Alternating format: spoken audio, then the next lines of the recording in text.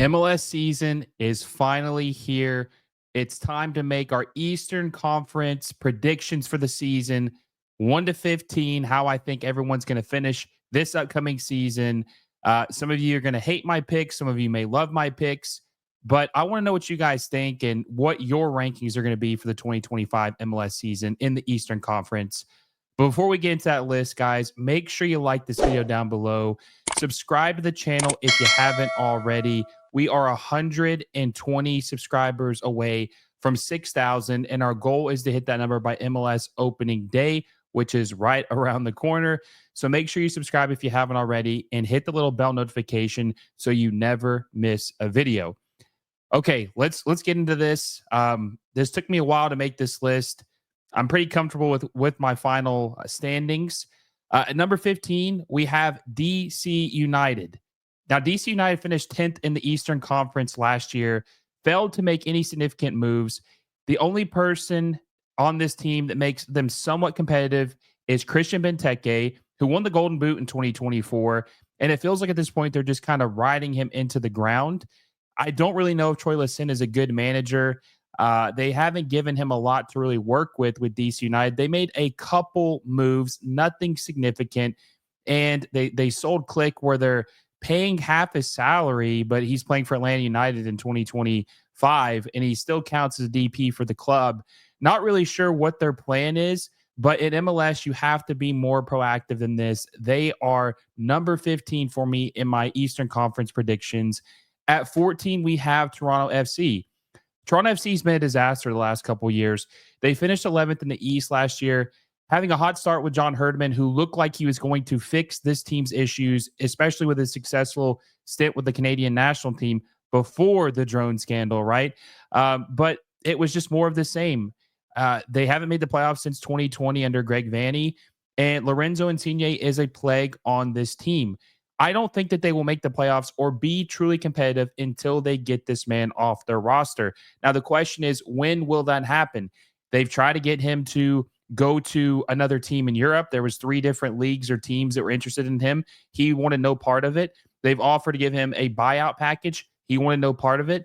So this team is really hamstrung by Lorenzo Insigne, and they will not be a good team until they are free of him. I don't see things changing under Robin Fraser. Maybe I'm wrong. Maybe he's able to elevate this team even with Lorenzo Insigne on this team. But we will see. I have them at number 14 in the 2025 MLS standings. At number 13, we have the Montreal FC. I always call Montreal Impact. That's what I know them as, but Montreal FC. They finished 8th in the East in 2024, and they did overperform. Joey Saputo is one of the cheapest owners in MLS. And because he lost probably the best manager in the league and Wilfred Nancy, but he didn't want to pay him. He didn't want to stay because they were not giving him the resources to really succeed. And you see what he did with Columbus when he actually did go to a team that matched his capabilities, his potential, what he could do. Now, they did trade for Jalen Neal from the LA Galaxy, gave him a U22 deal, very promising center back. Didn't really fit into the plans going forward with the Galaxy, but he will be able to play with the Impact and probably shine and get the best chance to see if he can improve into a solid defender. Caden Clark had a good season in 2024, but is that enough? I don't think it is. And who's going to replace Joseph Martinez? They did trade for Prince Owusu from the Toronto FC, and they got Vrioni from the New England Revolution, but I don't really see them being an answer because they weren't consistent enough with their previous club. I don't have high hopes for Montreal in 2024 or 2025. And I'm not a hater. I just don't think they do enough. Joey Saputo is a very cheap owner, and it's sad because he did used to spend a little bit more money, like when he had Marco Di Vaio and Didier Drogba, and even paid Nacho Piatti a pretty decent salary. Things have changed. I have Montreal at number 13. At number 12, I have the New England Revolution. They finished 14th in the East. They were able to avoid the wooden spoon. But they have had this, what I call the Bruce Arena curse ever since he left. They just haven't been good or able to put together. We will see if Carlos Hill can regain form and play like he did in his MVP season in 2021. He's 32 years old. He'll be 33 this season. We'll see what he has left in the tank or if he even is bought into Caleb Porter.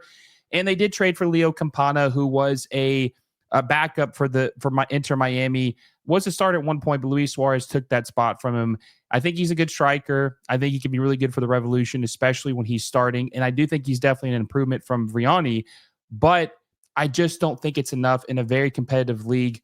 This league's getting better every year, and you have to make big moves if you want to compete. Another thing that's crazy is that Caleb Porter has won two MLS Cups with two different teams. And for someone like that, he just feels very underwhelming. And he has been underwhelming the last couple of years. I've lost faith in Caleb Porter. I don't necessarily think he's a bad manager. I just don't think he is good enough to be considered one of the best in today's MLS, which is crazy because, like I said, he won the MLS Cup in 2015, and then he won MLS Cup in 2020 with the Columbus Crew. We'll see what the Revs can do in 2025, but I don't have a lot of hopes for him. Moving on to number 11, we have Nashville SC. Nashville SC finished 13th in the East in 2024. They hired BJ Callahan last summer, excuse me. I think he's a good manager. He looked really good for the USMNT when he was the interim manager when Greg Berhalter took a break. But are they going to give him the resources to succeed? Like I said, you have to be able to spend more than the older clubs used to be able to spend in MLS if you want to be competitive. I don't know if they're going to do that for him. I don't know if John Ingram is going to give him the necessary resources to be a competitive team in 2025. Hany Mukhtar's MVP campaign feels like an eternity ago. It was only in 2022, but it feels like a long time ago. It feels like Hany Mukhtar, who is still good, feels like a shell of his former self. Will BJ Callahan in a full season be able to get the most out of Hany Mukhtar and bring him back to his best days? And Sam Surridge hasn't really lived up to his DP tag either. When you're a DP striker, you need to be scoring at least 15 goals a season, in my opinion. I mean, you're one of three on the team. If you have three, which is inexcusable if you don't at this point in 2025 for an MLS team. But when you're DP, you're making $3-4 million a year. You need to be scoring 15 goals, at least 15 goals a year. And he's just not doing that. So we'll see if BJ Callahan can get the most of them. And also, they did trade for Gaston Brugman, who was the 2024 MLS Cup MVP. I'm curious to see if he can be a difference maker for this team. I got them at number 11. At number 10, I have the Philadelphia Union. Now, the Philadelphia Union finished 12th in the 2024 season. They moved on from Jim Curtin after a decade. I don't think the team's downfall was his fault. Cheap ownership group and bargain hunting can only get you so far. How does Andre Blake hold up? I mean, he will be 35 years old this year, which is crazy to think about. It seems like yesterday when he got drafted by the Union in 2014. It's hard to believe it's been that long. And can Daniel Gazdag help them back to the way it was just a couple short years ago? This was a team that was in the MLS Cup final in 2022, and he's had a couple MVP caliber campaigns. Can he get back to that level? They're rumored to be signing a striker from Nacional of Uruguay. We'll see if they can get that done. It just doesn't feel like it's enough, especially in today's MLS. They do rely heavily on their academy, but it hasn't really bared as much fruit as you would need to subsidize the spending that they're not making. We'll see what happens. They did hire Bradley Carnell, who was St. Louis City SC's manager in 2023 and half of 2024. I do think he's a good manager, but is he better than Jim Curtin? I don't know. I think it'd be splitting hairs. If you don't spend, it's going to be hard to really improve. I have them at number 10. At number 9, I have the Chicago Fire. The Chicago Fire finished 15th in the East in 2024. They hired former USMNT manager Greg Berhalter to try to overhaul this club and gave him complete control over everything. Now, I personally don't agree with that decision because I think Greg Berhalter is severely overrated. Is he good enough to get this team in the playoffs? Yes. Is he good enough to give get complete control over the entire roster, the entire team? No, he's not Bruce Arena. He's never won an MLS Cup. I think that's absolutely crazy. But we'll see what happens in 2024 or 2025 and see what he can do. They'll be counting on Hugo Kuipers to have a big second season. They spent a lot of money on him. I think it was like $13 million. They're going to need him to score many, many goals and contribute. And they also made a big signing in Jonathan Bamba, who I think is going to have a good season. I think he might be their best player. And if they play their cards right, they can make the playoffs for the first time since 2017. Hard to believe it's been that long, 8 years. I do think this team could make the playoffs. We'll see what happens. And there was the rumors that they were trying to go for Neymar in 2025 as well this offseason. That didn't happen. but it looks like they're swinging for the fences. So we'll see what other additions they make. I think they will be a playoff team in 2025. Moving on to number 8, we have New York City FC. New York City FC finished 6th in the Eastern Conference in 2024. They finally fired Nick Cushing. Thank God, he was terrible. I don't know a single New York City FC fan that thought he was good. He was absolutely terrible. Okay. They replaced him with English manager Pascal Janssen, but they failed to make any moves. They didn't sign anybody. They let go of James Sands, who went on loan into the Bundesliga. They're about to sell Santiago Rodriguez, it looks like, to Botafogo for $17 million. I would be interested to see if they have anything lined up. But this doesn't seem like the typical CFG owned team. And I've been saying that for a long time. High standards, high hopes for a team that's owned by City Football Group.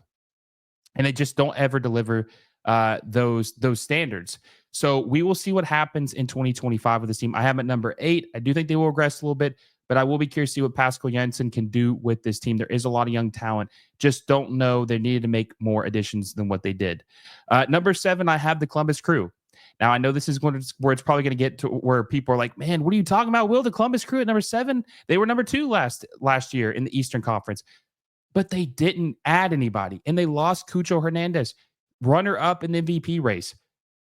One of the best players I've ever seen in MLS. They never replaced Aiden Morris.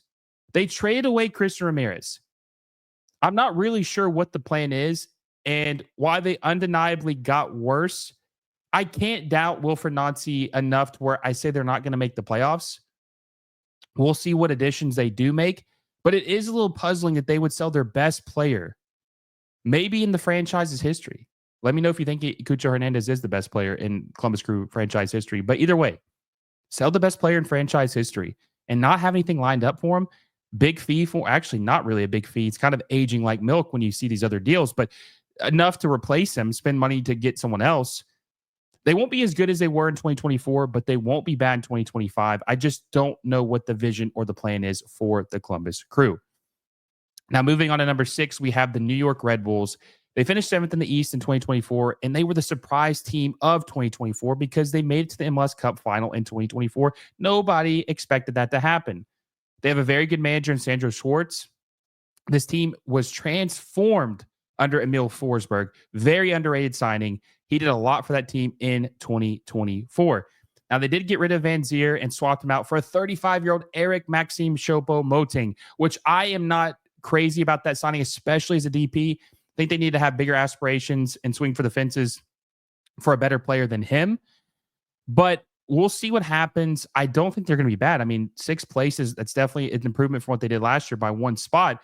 I just don't think they did enough to go and try to repeat making the MLS Cup final in 2025. When you're that close, 1 game away from winning the trophy, you have to make more moves than this because everybody else is making moves, and they just didn't do that. We'll see what they do this summer.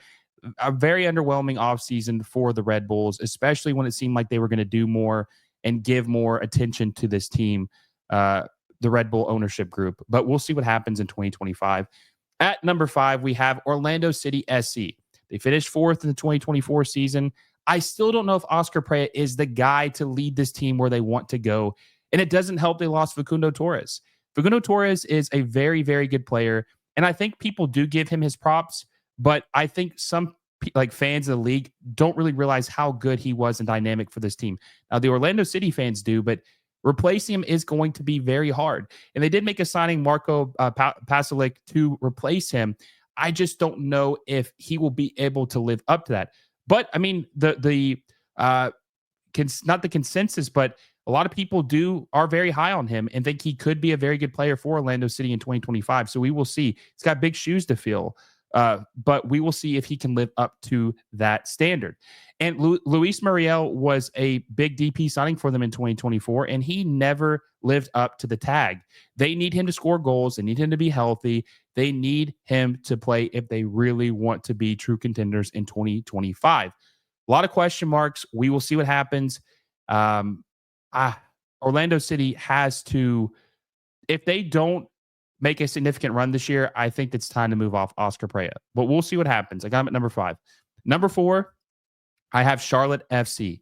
They finished 5th in 2024. They hired Dean Smith last year, and he's a top 3 manager in MLS, and it showed in 2024. They have a very defensively sound squad. Kalina, who is probably the best goalkeeper in MLS, he won goalkeeper of the year, is an absolute force in goal for them. And they were finally able to add a star player in Wilfred Zaha. They've been trying to chase a star for years. They really wanted Marco Royce last year, and the feelings were not reciprocated. But they did get Zaha. He's only 32 years old. The question is, how much can Zaha make this team better? How much can he make everyone around him better in 2025? I can't wait to see. Charlotte FC is a team I'm going to be paying very, very close attention to in 2025 to see how much they improve. Now, they do have to score more goals in 2025. Abada is someone who's going to have to step up as well. But I have Charlotte FC at number 4, and they had a pretty impressive run in the 2024 MLS Cup playoffs. We will see what they can do in 2025. At number 3, we have FC Cincinnati. They finished 3rd in 2024. Now, they signed Kevin Kelsey last year. They were hoping for him to solve their striker issues and be a difference maker. And he did play well for a little bit, but then he got really, really cold, and he didn't really live up to the expectations. Now, they did make a club record signing and Kevin Danke from the Belgian league. He was the Golden Boot winner in the 2023-2024 season. And the idea was to pair him up with Lucho Acosta. Well, Lucho Acosta wanted out. They traded him to FC Dallas. So that was kind of like, well, we're not going to get to see this dynamic duo. We wanted to see this. It's like one hole's filled, another one opens up. But it looks like they're going to be able to pull off a deal for Evander and get him to FC Cincinnati, which is probably an upgrade because he's 4 years younger than Lucho Acosta. He might be better. We'll have Evander and Kevin Danke linking up for FC Cincinnati for maybe the next decade. Who knows? I can't wait to see what happens with that. I got FC Cincinnati at number 3, but also too, I need to point out that we need to see what their defense does and how Matt Miazga comes back after his injury. Okay, at number 2, we have Atlanta United. Finished 9th in the 2024 season, knocked Inter Miami out of the playoffs in the first round in 2024. The surprise of the MLS Cup playoffs. Absolutely crazy. And did anyone have a better offseason than Atlanta United? They broke the MLS transfer record, signing Emmanuel Latte-Loth for like $22 million plus add-ons that could get up to like $28 million. They brought back club legend Miguel Almiron, who honestly, I can't imagine him playing for any other MLS club except Atlanta United. And he's still good. He's only 31 years old. He still has a lot to give. They got Click from DC United, who is a good player, and they're having someone else, DC United, pay half his salary to where you're getting a DP quality player, and he's not a DP on your team. Saba is very good. Miranchuk, I can't wait to see what he does with all these pieces. And they also hired an MLS Cup winning manager and Ronnie Dyla, who won the MLS Cup with New York City FC in 2021. This team is going to be scary in 2025. And honestly, the only reason I don't have them at number 1 is because there's a lot of pieces that need to gel. And sometimes it can take a little bit of time. But when this team does fully sync and get locked in together, they're going to be scary. And we saw Brad Guzan play out of his mind in the MLS Cup playoffs. I have Atlanta United at number 2. Let me know what you guys think about that pick. All right. Drum roll, please. Last but not least, we have Inter Miami at number 1. You guessed it right. Finished first in 2024. I don't see that changing in 2025. Lionel Messi is still world class. He won't be missing as many games in 2024 or 2025 as he did in 2024 because there's no Copa America. He'll probably be, you would hope, healthier. So just Copa America alone, he'll miss 8 less games. If he plays 25 games, this team is going to be insane. He only played 19 games last year and still won MVP because of how good he was. Luis Suarez is still him. Luis Suarez is still very good. He scored 20 goals last year. And they added reinforcements this offseason to the backline, which they desperately needed, like Falcon from Chile, played for Colo-Colo. He's apparently very, very good. Now, they did lose Diego Gomez to Brighton, and he was arguably their best player at some times last year. Very underrated. Even though he did get his flowers, he still was underrated, I think, because of how important he was in that hold-up play and the runs he made and the grittiness that he had. So we'll see who replaces him for Inter Miami in 2025. But they also replaced their manager. Tata Martino stepped down, and he was replaced with Javier Mascherano. Now, Javier Mascherano has never coached at the first team level. He's only coached the U20 Argentine team, national team. So we will see what he can do with Inter Miami. Now, he's obviously got relationships with Busquets, Alba, Suarez, Messi. He knows these guys. He's a smart player. I'm sure that translates to some degree. We'll see what he does as a manager. But when you have a team like this, all he has to do is not screw it up. He doesn't have to do anything crazy. I think he'll be fine. I think Inter Miami is going to rock and roll, and they will be the number one team in the Eastern Conference. Let me know down below what you guys think about my list. If you agree, you disagree, give me your 1 through 15 on what you think the Eastern Conference standings are going to be. Also, guys, if you enjoyed the video, make sure you like it down below. Subscribe to the channel if you haven't already. Like I said, we're getting close to 6K. And hit the little bell notification so you never miss a video. Until next time, guys, I will see you all soon.